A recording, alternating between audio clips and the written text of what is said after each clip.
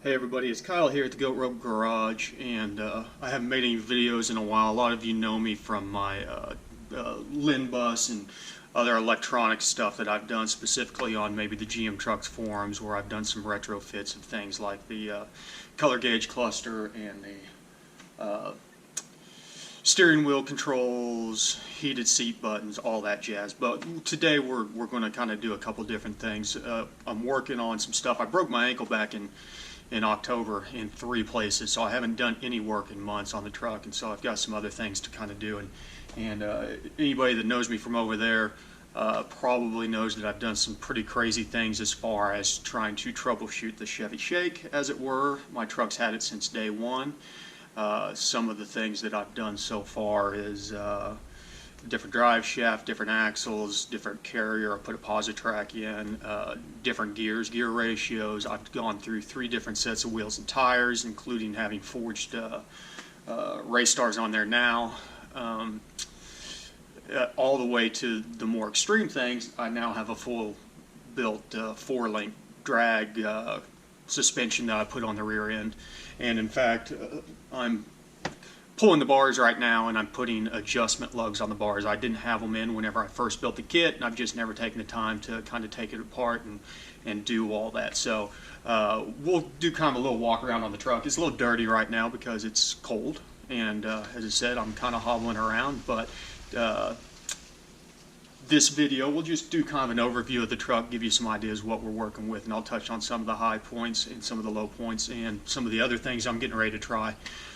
Coming up, though, I've got a couple more videos in the pipeline, so you know, subscribe if you want to. Eventually I'm going to get around to doing a basic HP Tuners rundown on how to do speed density and MAF tuning on this generation, which is the newer stuff, which is the torque based controllers. There's not a lot of information out there without a lot of digging, so I want to kind of do a basic rundown on the steps to go through and doing that, because there's plenty of information on the Gen 3s and the Gen 4s, but the Gen 5s, there's a lot of people that say they know what they're doing that don't know what they're doing. They're just using Gen 4 mentality, and they're just adjusting the fuel maps and things like that, which is fine, but they're not making the most amount of power. So I want to go through that, and we'll use my Pro Charged pickup as a prime example, and maybe we'll do some stuff on there. But and then eventually I've got a Brian Tooley Racing cam to go in there. Don't know if I'll get to it anytime here soon.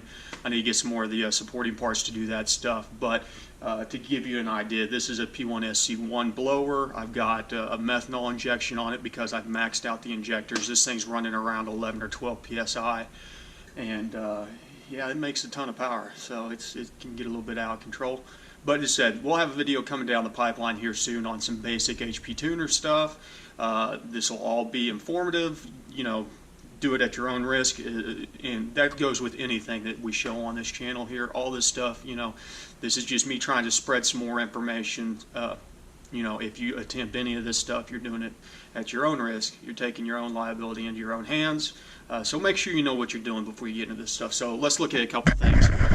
Some of the big things here is that I've got my bars over here that I'm putting adjustment lugs on there, and my top bar's out right there. I've got adjustment lug on my bottom bar. I've got QA1 double adjustables on there, and whenever I get my lugs back on there, I'm going to do a video that shows you how to adjust a 4-link, because there's not a lot of information out there. A lot of the guys that are doing this know how to adjust a 4-link, so maybe we could share some information on how instant center works and kind of dialing your bar angles. So that might be coming down here soon. I got an air-motive fuel cell in there. The main reason behind that is that I launched a drive shaft at about 135 mile an hour, and it went through the side of the factory gas tank. So this is actually cheaper. The low side pump has more pressure, and I have wired in all of the emissions stuff, so this thing's still emissions legal. It passes all the check engine light stuff because I have emissions in this state, or in my county. So the evap canister, all that stuff's still in place. Works like a champ. This still uses the factory fuel controller, which is PWM, and so it ramps the the pump speed up and down, and the air mode of stealth supports that. There's not very many people doing it right now, but it does work. Come around, let's see, here's the other side with the bars on there. That loop up there on the drive shaft is actually a cross member for the front bars. She's a little dirty. I got the tires off because I'm going to recenter the rear axle, using the front as a reference point to measure the distance. And then whenever we do that, we'll throw the tires back on. We'll spec out kind of an ideal neutral line on the body, and then we'll adjust the bars based on that.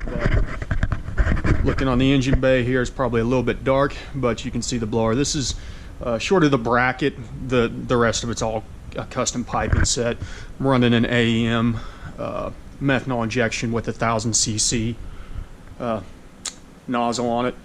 Pretty good so far, except I foul out intake temp sensors all the time. But you know, at $9 a pop on Amazon, not a big ordeal. I might look at doing a project to try and shield that a little bit, but the big thing is I'd rather have accurate air temps after the methanol, because it drops the intake temps, you know, 20 to 30 degrees. And the question being is I've got an intercooler on here. It's not the best. It's kind of a cheapie.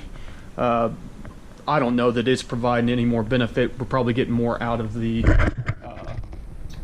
methanol injection than we are the intercooler, so it might be one of those things that we look at simplifying the piping and going straight into the intake on that, and doing a project around that. So that's something else that we might be doing here soon. And then on top of it, I've got some cool stuff. There's a different kind of project. It's kind of a mess over here, but I got a whole bunch of pressure sensors and some temperature sensors, and I want to do a project where I tie all that together with a Raspberry Pi, and have I'll have a vacuum on the low side of, or on the suction side of the supercharger, have a pressure sensor on the outlet of it, put another pressure sensor right in front of the throttle body to see how much pressure differential we're having across the intercooler. Same idea with some temperature sensors across the intercooler. I got some nice little bungs here that'll probably melt as soon as I put any heat to them.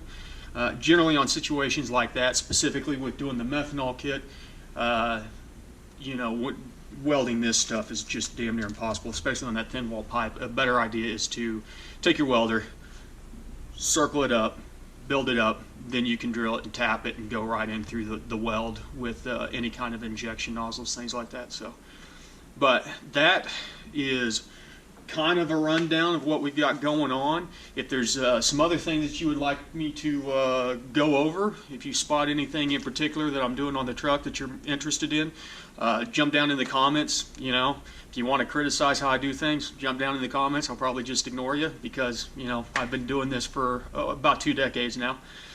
Despite how young I look, I'm almost 40 years old, believe it or not. So you know, and I've owned about 40 or 50 cars at this point in time, so I've kind of had a passion. This is the longest I've owned a vehicle, in fact, and I bought this brand new in 2015 and voided the warranty within 100 miles. You know, kind of did the same thing with the Corvettes back in the day. So it's fun. We'll learn together.